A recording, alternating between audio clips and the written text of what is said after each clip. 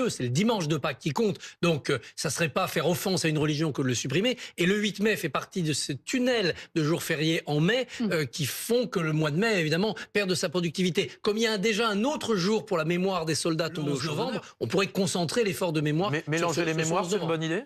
Vous savez, on ne célèbre plus non plus ceux qui sont tombés à Austerlitz ou à la bataille de Bouvines. Hein. Donc, à un moment donné, ça fait 80 ans le 8 mai. À un moment donné, on est dans le souvenir symbolique de tous les Français, tout conflit confondu, qui ont versé leur sang pour le 8 mai ou le 11 novembre. Des mémoires très mises en avant par Emmanuel Macron.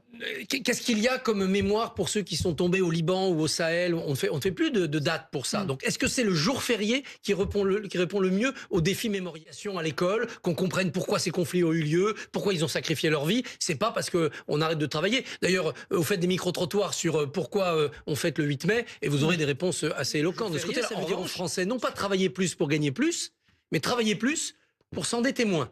Même pas pour baisser la dette. Hein. Tout ce qu'on commande depuis bientôt 2 heures, c'est pour que la dette arrête d'augmenter en 2029. Elle sera toujours au même niveau. Renaud, désormais, qui s'est adressé à nous. Autre question sur le même sujet. Renaud, 64 ans. Est-ce que ça va être comme le lundi de Pentecôte, la journée de solidarité qui consiste à travailler sans être rémunéré? Mathieu Plane. Ça, c'est un grand point, une grande interrogation. C'est parce que là, pour le moment, on a juste l'effet du travailler plus pour gagner pareil. Voilà, pas sûr encore, c'est pas encore tranché. Hein. C'est pas encore tranché, mais effet de compétitivité. Mais dans le lundi de Pentecôte, il y avait une contribution des entreprises, il y a une cotisation de 0,3% sur la masse salariale qui en fait finançait le budget de l'État à hauteur de 3 milliards. Et en contrepartie, les entreprises pouvaient faire travailler un jour de plus sans rémunérer le jour. Quoi. Exactement. Et alors, on ne sait pas encore si ça va être cette solution-là. Renaud qui dit comment ça va se passer, est-ce que c'est pour le même...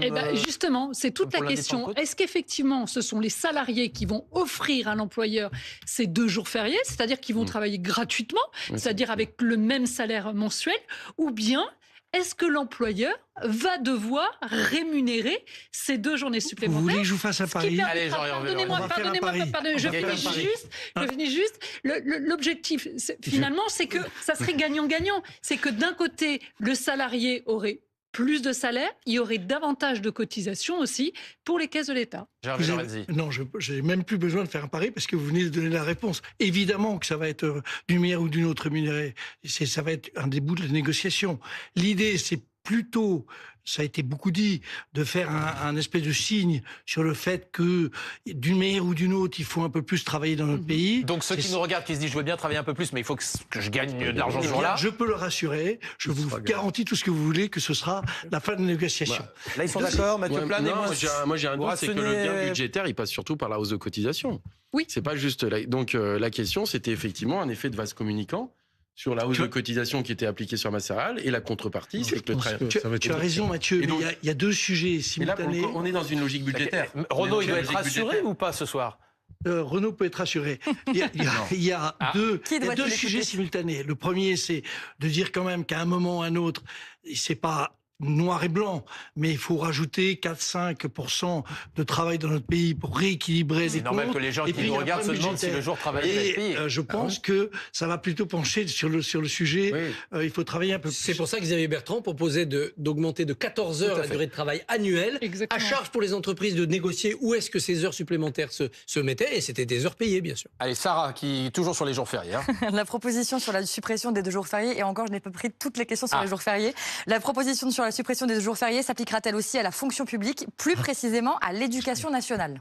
Ah, ça, c'est une bonne question pour tous ceux qui ont des enfants qui nous regardent, qui se demandent si le jour où ils vont devoir aller travailler... Moi, j'ai une théorie. Si bien évidemment, vous demandez aux salariés d'être présents au sein de l'entreprise et donc de travailler, il faut qu'il y ait une solution pour leurs enfants. Et donc, il faut que les enfants puissent être accueillis à l'école et donc que les professeurs travaillent aussi cette journée-là. Non. Je ne sais pas, parce que lundi de Pentecôte, ce n'est pas le cas, je crois.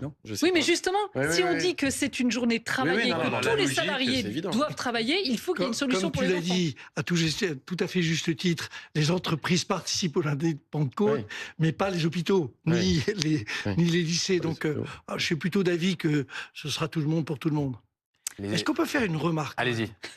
Qui n'est pas une réponse à une question. Mais j'ai été très sensible à l'idée de juste qu'on s'est concentré sur la fiscalité. Il y a un problème fiscal dans le pays, mais On s'est concentré là-dessus.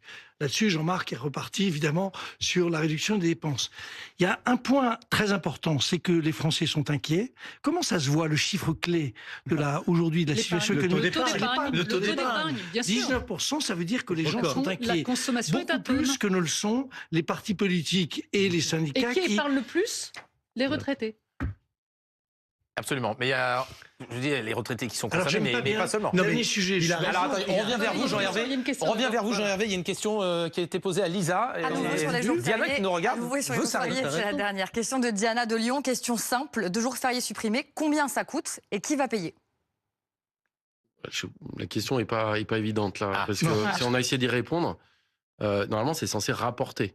C'est pas payer. Y compris aux salariés qui travailleraient ce jour-là. La question, sauf si effectivement, c'est pas du travailler plus pour gagner plus. C'est ça la question. C'est est-ce qu'il y a une rémunération attribuée à ce jour férié travaillé en plus et est-ce que c'est assorti d'une cotisation supplémentaire ou pas en fait, c'est la grande Et est-ce qu'on peut juste transformer la question de Diana, qui est vachement sympa, mais qui pose à mon avis la question de manière un peu biaisée? Vous pouvez aussi envoyer vos questions, Jean-Hervé Lorenzi, à Lisa, par le...